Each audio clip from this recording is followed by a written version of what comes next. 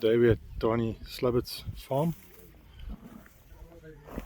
doing a training on strip grazing, intensive grazing. What we've got here, as he got this morning at 8 o'clock, he released his 500 cows onto a section of fence that is 20 meters wide and 200 meters long. He's got 500 cows sitting in there. They've been here for half an hour already, so you can see the grass has been grazed flat. Previously it looked exactly like this. In about 20 minutes time the cattle are going to be released, they can move into the next strip. And then on the hour he releases them across his camp. You can see the wires there. I'll zoom in over there. You can see the next orange wire, and then there's another poly wire,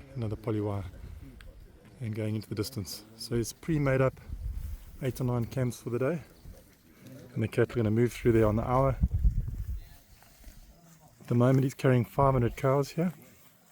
His farm's official carrying capacity is 300, yet he's got 2 herds of 500 grazing on this farm, and he's looking at introducing another 500. So he's got 3 times the carrying capacity on this farm than the normal Free State farmer would have. He's actually looking at selling one of his farms to buy more cattle due to the amount of carrying capacity is increased. In the background there you can see where the cattle have been. It's grazed absolutely flat, cow patties all over the place. This fertilizes it, the cattle have urinated in an intensive area, and then that ground has got time to recover. He leaves it for a few months to recover, and in the meantime the cattle work their way across the farm and into the distance, flattening the land.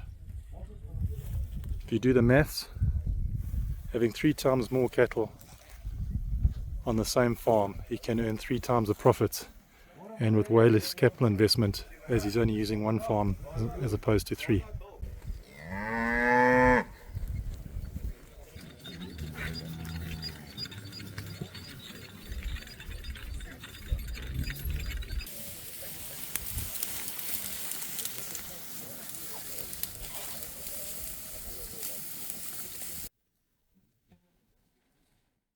Hi guys, I was going to run through the basic strip grazing stuff that we've got. This is a standard reel we're selling, galvanized. It's nylon. It's really important. Because it's made in South Africa, we can replace the reels. They're nylon, they're not plastic like the Chinese stuff. They're UV stabilized.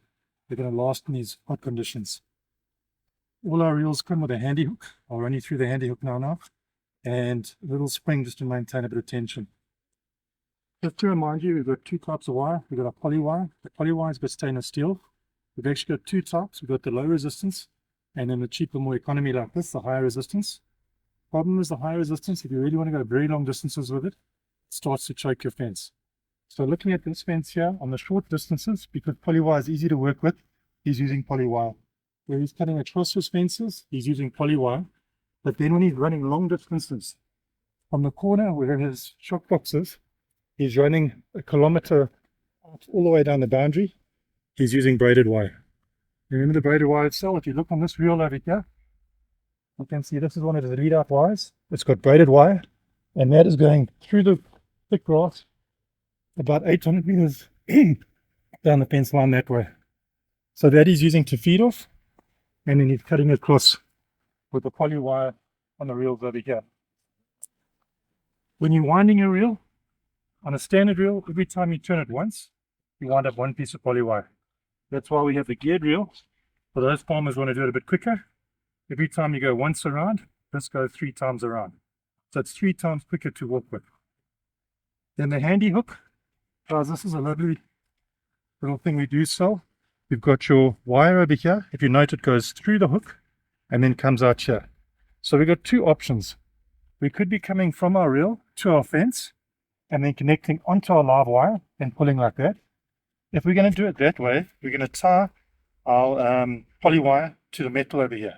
So the continuity comes through the fence and through here, and as soon as he hooks it on, the power goes backward down the fence line. The other option is to tie on the plastic.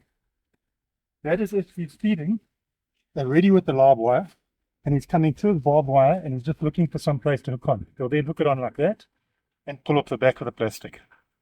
The other nice thing about the handy hook is if you have tied it on here and you want to put it onto barbed wire and it's going to be a dead short, you have the secondary hook here, so you can hook it over and put it on there, and you're still not going to have a dead short. So all our reels come with a handy hook on it. Lovely and strong. Also, when you're walking out there, if it's on your reel, you let your reel go, you can walk with it, and it's nice and comfortable. So we're really well geared for all the strip grazing. Just need to know your products well. Thank you.